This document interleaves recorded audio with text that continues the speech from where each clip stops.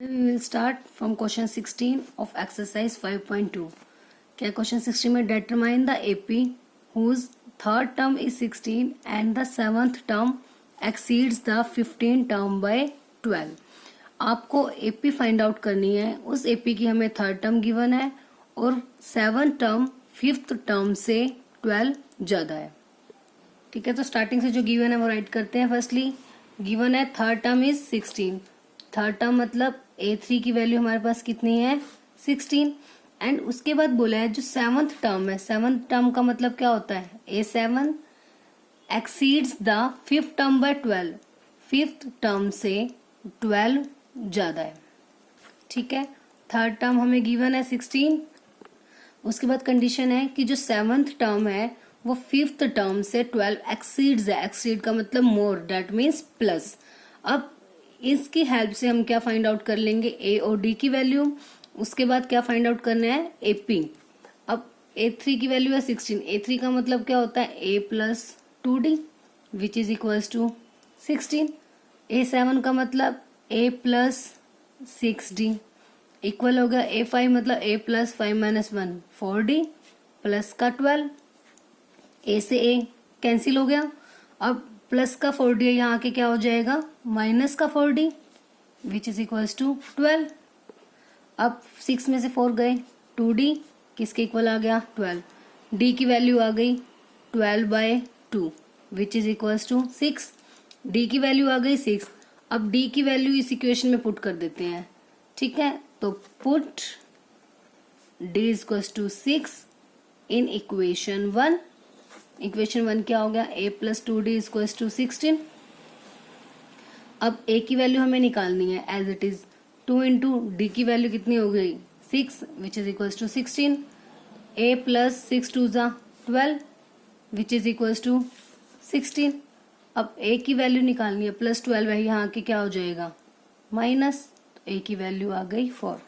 A की value आ गई हमारे पास 4 और D की वैल्यू कितनी आ गई 6. ठीक है, अब आपको क्या फाइंड आउट करनी है एपी. अब एपी की जो टर्म्स होती हैं वो किस फॉर्म में होती हैं A plus D, A plus 2D, A plus 3D and so on. इस टाइप की होती है ना रिक्वायर्ड एपी. ये होती है फर्स्ट टर्म. ऑलवेज हम क्या बोलते हैं ए और उसके बाद वाली टर्म कैसे आती है उनमें डी ऐड करते जाएंगे. A प्लस डी, फिर नेक्स्ट में डी ऐड किया तो D प्लस डी 2D हो जाएगा. 2D में डी ऐड करेंगे तो 3D. इस टाइप से सो ऑन. तो AP अब क्या बन जाएगी A की वैल्यू आ गई 4. A प्लस डी मतलब 4 प्लस 6 10. अब 6 प्लस 6 सॉरी 10 प्लस 6 16. 16 प्लस 6 कितना हो जाएगा 22 एंड सो ऑन. बस सिंपली आपने क्या करना है A की वैल्यू हमारे पास है, D की वैल्यू है. फर्स्ट टर्म तो जो A की वैल्यू होगी वही होगी. उसके बाद जो भी टर्म आएगी उसमें D को ऐड करेंगे. जैसे 4 प्लस 6 10 हो गई, फिर 10 प्लस 6 16, 16 प्लस 6 22. ऐसे ही अगर इसे नेक्स्ट आपको निकालनी है तो 22 में 6 ऐड करके 28 आ जाएगी. बस लास्ट में ऐसे ही डैश डैश डैश लगा दोगे क्योंकि इन्होंने हमें मेंशन नहीं किया कि 3 या 4 टर्म्स निकालनी है. AP बोला AP इनफाइनाइट तक होगी. सो डैश डैश डैश आप लास्ट में लगा दोगे. Now question number 17. Find the 20th term from the last term of the AP. AP given है 3 8 13 एंड सो ऑन 253. बट यहाँ पे देखो हमें ये बोला गया 20th टर्म तो निकालनी है फ्रॉम द लास्ट टर्म से हमें निकालनी है. अब तक तो नॉर्मली सिंपल स्टार्टिंग से निकालते थे कि ऐसे बोल रहे कि जैसे हम लास्ट से आए तो उसके अकॉर्डिंगली हमें लास्ट से 20 टर्म फाइंड आउट करनी है. ठीक है, तो उसके लिए हम क्या करेंगे कि अब जैसे हमारे पास ये गिवन है एक एपी. ठीक है, अगर हमें इसकी लास्ट से टर्म निकालनी है तो उस केस में हमारा ए क्या हो जाएगा 253 क्योंकि फर्स्ट टर्म हमारी क्या हो जाएगी 253 हो जाएगी. सपोज मान लो आपके पास कुछ नंबर्स गिवन है, मैंने आपको बोल दिया 4 5 6 7 8. ठीक है, आपसे पूछा जाए कि इन नंबर्स में सेकंड नंबर पे कौन सी टर्म है तो आप क्या बोलोगे फर्स्ट सेकंड नंबर पे क्या है 5. बट आपको ये बोल दिया जाए कि लास्ट से सेकंड नंबर पे कौन है सेकंड लास्ट हम कैसे देखेंगे 1 2 ऐसे कभी भी सेकंड लास्ट देखने के लिए यहाँ से तो आप काउंट नहीं करोगे 1 2, कहाँ से काउंट करेंगे, लास्ट से। तो ऐसे ही आपको इसमें लास्ट से 20th टर्म निकालनी है, तो इसलिए जो लास्ट टर्म हो जाएगी वो हमारी क्या बन जाएगी, ए की वैल्यू कितनी आ गई 253। अब इस केस में डी होगा। अब इस केस में डी 8 में से 3 माइनस नहीं करने पाएगा, क्या माइनस करना पड़ेगा हमें, 3 माइनस 8, 3 माइनस 8 माइनस का 5, डी की वैल्यू में हमने लिया 3 माइनस 8। वो ऐसा क्यों करेंगे, क्योंकि देखो मान लो हम अगर लास्ट से राइट करते हैं तो कैसे राइट होगी, 253 डैश डैश 13 8 3। तो जब हम डी निकालते हैं सेकंड में से माइनस करते हैं, तो इस केस में जो आपकी थर्ड हो गई वो सेकंड टर्म हो गई, ए हो गया वो फर्स्ट, अपोजिट हो गई ना आपकी वैल्यूज, ठीक है। तो इसलिए डी की वैल्यू भी क्या हो जाएगी इस टाइप से 3 माइनस 8, मतलब अपोजिट। जैसे ही आपको बोल दिया कि फ्रॉम द लास्ट, तो लास्ट टर्म आपकी ए बन जाएगी, और डी की वैल्यू भी जैसे हम a2 माइनस a1 करते थे उस केस में a1 माइनस a2 हो जाएगा, ठीक है। क्योंकि जब अपोजिट करेंगे तो जो फर्स्ट टर्म थी वो सेकंड बन जाएगी, सेकंड फर्स्ट हो जाएगी आपकी, ठीक है। यहाँ से भी आप देख सकते हो, अगर हम देखो मान लो इसमें से डी निकालते हैं तो क्या होगा 5 माइनस 4 1, बट अगर हम इसे अपोजिट कर देते हैं 8 7 6 5 4, तो उस केस में जब डी निकलेगा वो देखो 7 माइनस 8 ना, और यहाँ से आता 8 माइनस 7, और यहाँ से क्या आएगा 7 माइनस 8, अपोजिट हो गई क्योंकि नंबर्स की जो हमारी पोजीशन थी वो चेंज हो गई। तो इसलिए डी की वैल्यू के लिए भी हम क्या करेंगे, अब इसमें फर्स्ट में से सेकंड माइनस, वो सिर्फ आपको तब करना है जब आपको कोई भी टर्म फ्रॉम द लास्ट निकालनी हो, ओनली तब बस डी को आपने अपोजिट ले लेना वैल्यूज को। बस अब ए है डी है, क्या निकालना है हमें 20th टर्म, तो ए 20 कितना हो जाएगा ए प्लस 19 डी, तो ए की वैल्यू हमारे पास है 253 प्लस 19 इंटू डी की वैल्यू माइनस का 5, तो 253 माइनस 19 5 सा 95। बस अब इसमें से इसको माइनस कर दो, माइनस करके कितना आ गया 158, तो that means 20th term from the last कितनी हो जाएगी 158, ठीक है। तो सिंपली जब भी आपको लास्ट से निकालने के लिए कहा जाए, लास्ट टर्म हमारी फर्स्ट टर्म बन जाएगी, और डी के लिए भी पोजीशन हमारी a2 माइनस a1 की बजाय हम क्या लेंगे a1 माइनस a2, बाकी फॉर्मूला सेम, 20th टर्म का a प्लस 19d, ए और डी की वैल्यू हमारे पास है, पुट कर दी, वहां से क्या आ गई हमारी 20th term from the last. Question number 18, the sum of the 4th and 8th terms of an AP is 24। अब AP की 4th और 8th टर्म का जो सम है वो कितना है 24, ऐसी 6th और 10th टर्म का सम कितना है 44। क्या फाइंड आउट करना है, first 3 terms of the AP की पहली 3 टर्म्स आपको निकालनी है। अब यही गिवन है, हमें 4th टर्म और 8th टर्म का सम कितना है 24, मतलब A4 प्लस A8 कितना हो गया 24। 6th और 10th टर्म का सम मतलब A6 प्लस A10 किसके इक्वल हो गया 44। तो सॉल्व करते हैं इसको, पहले A4 का मतलब क्या हो जाएगा A प्लस 3D, और A8 का मतलब क्या हो जाएगा A plus 7D which is equal to 24। ऐसे ही नेक्स्ट A6 का मतलब A प्लस 5D और A10 A प्लस 9D, ये किसके इक्वल आ गया 44। अब A plus A 2A plus 7 प्लस 3 10D इक्वल्स टू 24। अब दोनों साइड से 2 कॉमन आ रहा है, कॉमन ले लें, कितना आ जाएगा A प्लस 2 5 ज़ा 10 इक्वल्स टू 2 1 ज़ा 2 2 2 ज़ा 4। अब जब हमने दोनों साइड का से 2 कॉमन लिया तो ये 2 हट जाएगा। A plus 5D equals to 12, that is our first equation. देखो ये हटता किस लिए, मान लो आप यहाँ से सिर्फ 2 कॉमन लेते तो वो आता A प्लस 5D, फिर उस केस में जो 2 मल्टीप्लाई में यहाँ आके क्या हो जाता है डिवाइड, और डिवाइड करने के बाद 24 को जब 2 से डिवाइड किया तो कितना आ गया 12। तो इसलिए जब भी हम दोनों साइड से एक साथ कॉमन ले लेते हैं तो वो वैल्यू हट जाएगी हमारी। अब A प्लस 5D की वैल्यू आ गई 12। अब ऐसे ही A plus A 2A 9 plus 5 14D किसके इक्वल आ गया 44। अब इसमें से भी 2 कॉमन आ रहा है, a plus 7d equals to 22। अब सेकेंड इक्वेशन आ गई, a plus 7d equals to 22, second equation. तो इसको किसी भी मेथड से सॉल्व करके हम क्या a और d की वैल्यू निकाल लेंगे। अब सब्ट्रैक्ट कर देंगे, subtract first equation from second, subtract equation 1 from equation second. Second equation क्या है हमारे पास, a प्लस 7d 22 के इक्वल है, और फर्स्ट इक्वेशन क्या है, a plus 5d equals to 12। Subtract करेंगे तो साइन आर चेंज, ये भी माइनस माइनस माइनस, a से a कैंसिल, 7 माइनस 5 2d किसके इक्वल आ गया, 10 के। तो यहाँ से d की वैल्यू आ गई 10/2 विच इज इक्वल टू 5। ना put the value of d in equation 1 में पुट कर देते हैं। तो a प्लस 5d हमारे पास है 12 के इक्वल, a की वैल्यू निकालनी है, d की वैल्यू कितनी आई है 5 विच इज इक्वल टू 12।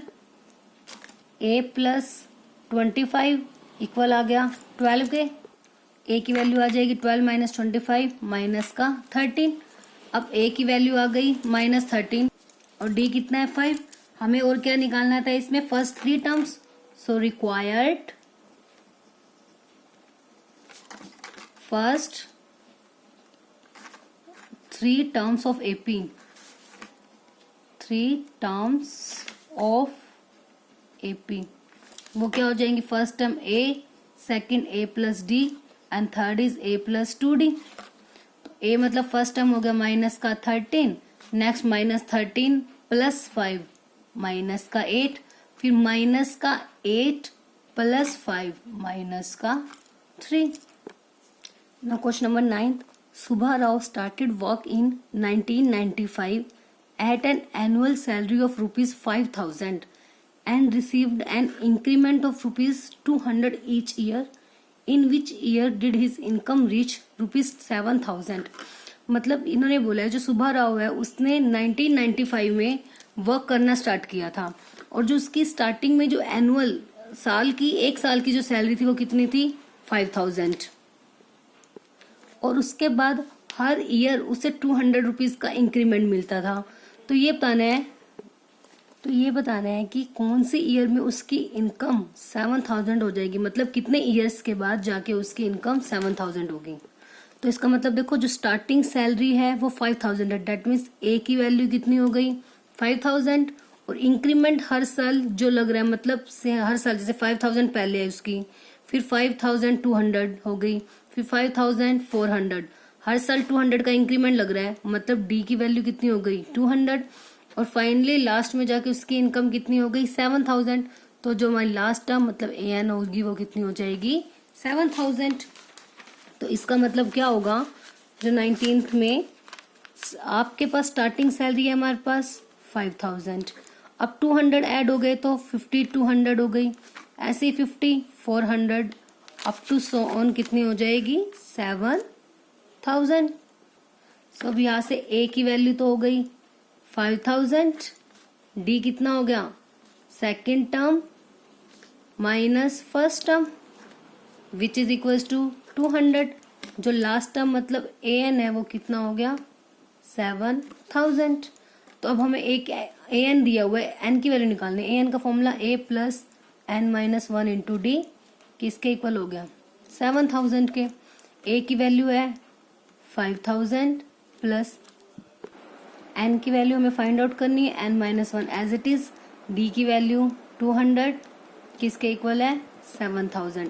अब प्लस 5,000 यहाँ आके क्या हो जाएगा माइनस, तो 7,000 माइनस का 5,000, एन माइनस 1 की वैल्यू कितनी आ गई 7 माइनस 5 2,000 बाय में, क्योंकि मल्टीप्लाई में 200 था, यहाँ आके क्या हो गया डिवाइड, 0 से 0 कैंसिल 10, तो एन की वैल्यू कितनी आ गई माइनस 1, यहाँ आके क्या हो गया प्लस 11। मतलब 5,000 से उसने स्टार्ट किया, 200 का हर ईयर उसका इंक्रीमेंट लग रहा था, तो उसके बाद जो 11 ईयर में जाके उसकी सैलरी कितनी हो जाएगी 7,000। तो और आंसर इज 11th ईयर कि 11 सालों के बाद उसकी जो सैलरी है वो 7,000 हो गई थी। Question number 20, Ramkali saved ₹5 in the first week of a year. उसने जो रामकली ने ₹5 फर्स्ट एक ईयर के पहले वीक में ₹5 सेव किए। Then increase her weekly saving by 1.75। उसके बाद जो उसकी वीकली सेविंग है वो 1.75 वो उसने मतलब बढ़ाती गई उसमें, ठीक है। मतलब जैसे फर्स्ट टाइम अगर 5 इंक्रीज किए 5 सेव किए तो नेक्स्ट वीक में उसने 5 + 1.75 मतलब 6.75 उसने सेव किए। ऐसे ही उससे नेक्स्ट में 1.75 ऐड करते जाएंगे, ठीक है। If in the nth week her weekly saving becomes, जो nth वीक में उसकी वीकली सेविंग 20.75 हो गई तो n निकालना है। दैट मीन्स जो ये 5 होगा वो हमारा क्या हो जाएगा, ए की वैल्यू 5, और जो सेविंग वो कर रही है, जो उसकी सेविंग में हर वीक में इंक्रीमेंट हो रहा है वो इंक्रीमेंट क्या हो जाएगा, D, which is equals to 1.75। और लास्ट में जो उसकी टोटल सेविंग बन गई वो हमारी हो गई AN 20.75, और हमें निकालना क्या है, N, आपको मेंशन है। तो AN का फॉर्मूला अप्लाई करते हैं। AN का फॉर्मूला पहले तो AN की वैल्यू क्या है 20.75 राइट कर दी, A + n-1 into D equal आ गया 20.75। A की वैल्यू है 5 + n-1 as it is, D की वैल्यू 1.75 इक्वल आ गया 20.75 + 5 यहाँ के क्या हो जाएगा माइनस, और ये वैल्यू अभी एज इट इज राइट कर देंगे 20.75 माइनस का 5। अब n-1 इंटू 1.75, अब इसमें से माइनस करेंगे तो कितना आएगा 15.75, क्योंकि इसमें पॉइंट के बाद कुछ भी नहीं है तो वो क्या लगा देंगे हम 0 0, तो 75 का 75 एज इट इज, 20 में से 5 गए 15, तो n-1 की वैल्यू 15.75 बाय में 1.75। अब इस केस में अब इसमें पॉइंट से तो पॉइंट कैंसिल आउट हो जाएगा, क्योंकि दोनों में पॉइंट के बाद 2 वैल्यूज है, तो इसके बाय में भी 100 पॉइंट हटाएंगे, इसके बाय में भी 100, और फिर वो 100 से 100 कैंसिल आउट हो जाएगा। तो डायरेक्ट अब इस पे कट करेंगे तो कितना आ गया 175 9 ज़ा 1575। तो n-1 की वैल्यू आ गई 9, n की वैल्यू 9 + 1 = 10। आप चाहो तो यहाँ पे इसको पॉइंट रिमूव करके भी दिखा सकते हो कि पहले इसके बाय में लगा दो 100, फिर ऐसे 175 के बाय में भी 100, क्योंकि पॉइंट के बाद 2 वैल्यूज है तो 2 zeros आएंगी। अब 1575 बाय में 100, अब इस टाइप की वैल्यू को जब मल्टीप्लाई में चेंज करते हैं तो उसका क्या हो जाएगा रेसिप्रोकल, आ गया भाई 1575 बाय में 175, कट करके कितना आ जाएगा 9। आप ऐसे भी स्टेप करके दिखा सकते हो या डायरेक्ट भी कट कर सकते हो। n की वैल्यू कितनी आ गई 10, और हमसे यही पूछा गया था कि find n, so our answer is n = 10। That is our final answer. और इसी के साथ ये हमारी एक्सरसाइज का लास्ट क्वेश्चन था। एक्सरसाइज 5.2 कंप्लीट हो गई आपकी।